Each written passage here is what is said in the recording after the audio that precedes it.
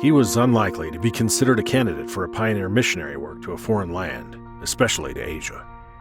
He's too old to learn a foreign language, they said. Plus, the church didn't have money to send a missionary to China.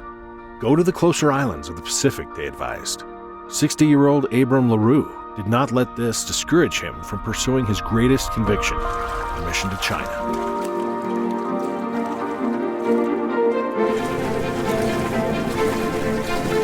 After years sailing around the world, prospecting for gold, other business adventures, he finally settled down as a shepherd and woodcutter in California.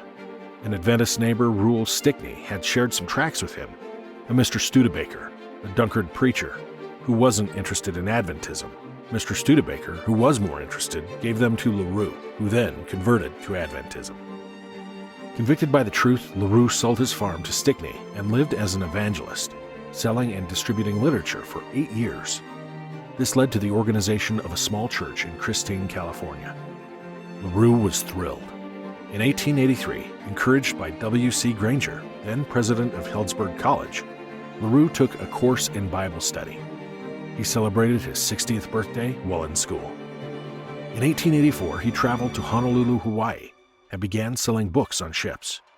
Together with a young friend, Henry Scott from Healdsburg College, they established a free reading room and a book depository. They led to the establishment of the first Seventh-day Adventist church in Hawaii.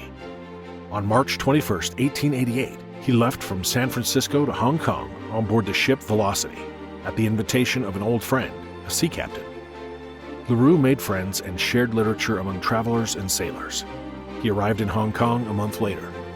So, after his arrival, he wrote, "I suppose that Hong Kong is one of the hardest places in the world in which to accomplish anything with the third angel's message. But the shipwork here is very important. The seed is being sown all over the Orient, and the Lord will take good care of the results. It will certainly be a savor of life unto life, or of death unto death." Although he couldn't speak the language, LaRue focused his ministry in selling and distributing English literature to travelers sailing through the ports. He made occasional trips across Asia, including Sarawak, North Borneo, Singapore, Shanghai, and Japan, distributing literature to every vessel he could find. Later, had the first literature translated into Chinese, and later to Japanese.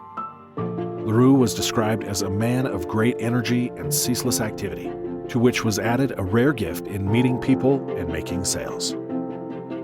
With failing health and in need of replacement to carry on the work in Hong Kong, in 1901 he wrote, "I am very sorry that I have to give up the ship work, but I response, the great missionary, General Conference of 1901, Jane N. and Emma Anderson, with Ida Thompson arrived in Hong Kong February 2, 1902, in time to be baptized 7 people on March 1, 1902. Individuals prepared by LaRue. He died on April 26, 1903, in Hong Kong from typhoid and malaria complication. J.N. Andrews described him as sociable and affectionate, who possessed a warm, genial, enthusiastic spirit. Furthermore, a man of deep and profound convictions. LaRue is one of the thousands of literature evangelists who have been used by God to spread the gospel throughout the world. In beginning the Adventist message to and enter territories, countless men and women of various disciplines, from doctors to engineers to other medical practitioners, businessmen, always discovering a call from God to dedicate their lives in touching the lives of others, in going to an entered area and responding to the call of being messengers of God. Today, there are over 24,000 full-time literature evangelists globally from different backgrounds, professions, and age, who have dedicated their lives to delivering books worth over approximately $60 million globally each year.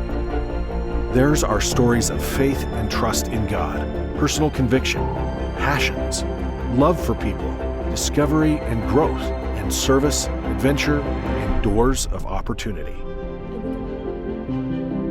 I live in a city called Rodriguez Alves, and in order to do my job, I ride my motorcycle.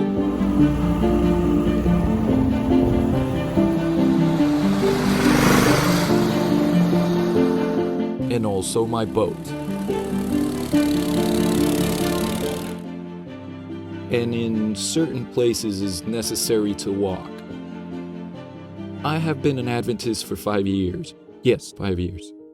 And I learned about the Ministry of Literature Evangelism, and a spiritual retreat here in Rodriguez office. And at this event, Pastor Jose was also present with his wife and his assistant. And there he talked about literature evangelism.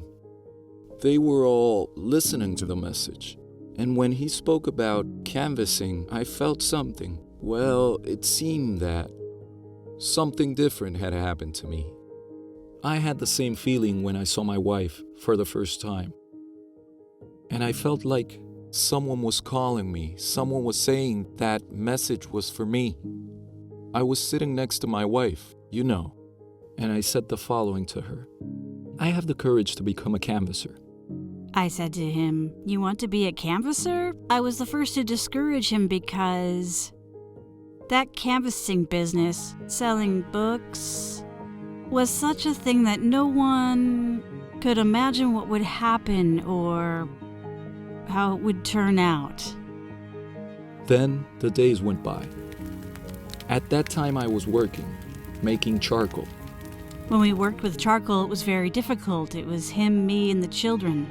That's when I began to pray to God, asking the Lord if it was He who was calling me to be a canvasser. The day he told me he was going to sell the farm to go out canvassing, I tried to discourage him again. I said, "How are we going to live? This isn't gonna work." So I said to Glacy, but the Lord is the owner of gold and silver. He is going to sustain us. He will sustain us because if the work is His, if it is He who is calling me, He is going to sustain us.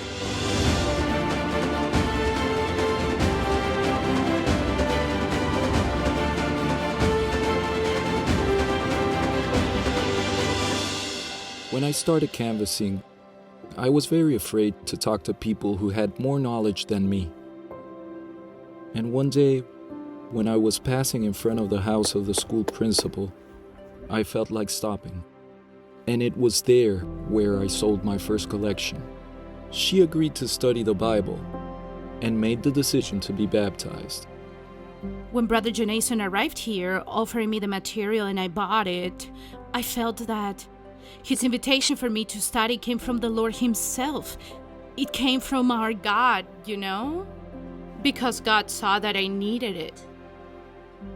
I feel that I'm going to be able to understand, to know the truth, and I'm going to be baptized. In the past, he would spend 2 or 3 days away from home, drinking alcohol with all his friends, involved in worldly things. Now he continues to go out, but now he is dedicated to canvassing. That's what he does. The reality here in our district is very challenging. It's not that easy. The geography of the district is very complex, very extensive. We have to ride a motorcycle, we have to ride a boat, and in some places, we can arrive by car. While I was out canvassing, I never made a sale that was paid with a card. Only in cash or by special order. And when I come to a house in an isolated community, most of the time they have no money. I sell in exchange for products, fruits, hens many times, flour, and I take them to the city to sell them. And that's how I recoup the value of the material. And when we have people like that who support us in the ministry, like Jason, that relieves us a lot of work. This is true and helps us so much. During those 3 years of canvassing, I have brought 16 people to baptism, and there are 14 people who are now preparing to be baptized. Since I came to this district, I had the privilege of baptizing several people who were led to make the decision by the direct influence of Junason's work. Junason is an example of the community because you can see from what he was to what he is today and the way he lives. He is an example because not everyone has the courage and guts that he has. Due to the example of Junason and the importance of literature evangelism, I see that many people in this world need to be reached.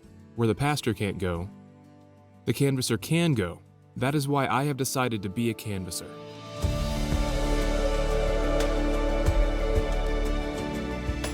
The ministry of our canvasser, Jason, is very interesting. The way he works, the way he inspires people's lives. He goes by boat. He takes the little boat he has and goes up the river and reaches some communities, where he makes friends with the young people and with the families. He offers Bible studies, sells the manuals, talks about canvassing to these young people, and many of them are already canvassing today, as is the case of Cassio and also Matthias. I was in the field. I was getting ready to leave, and when I was going out, he was arriving. He stopped on the motorcycle, and we had a conversation. He told me about canvassing and how it worked. So I went. And when he showed me the book, The Life of Jesus, I was so shocked and said, wow, that job's not just about health, it involves God. So we talked. Jonet-san and I talked with the family about how those manuals, about how God acted in our lives, and I really analyzed my life and said, this is the path I want to follow. This is the way that God will take me further. Literature evangelism changed our lives. It changed the way we educate our children, the way we relate to and love one another as a couple, and how we relate to other people. We were chosen by God to do this job, and I don't see any other job I can do in the days we live in but preach the gospel to families.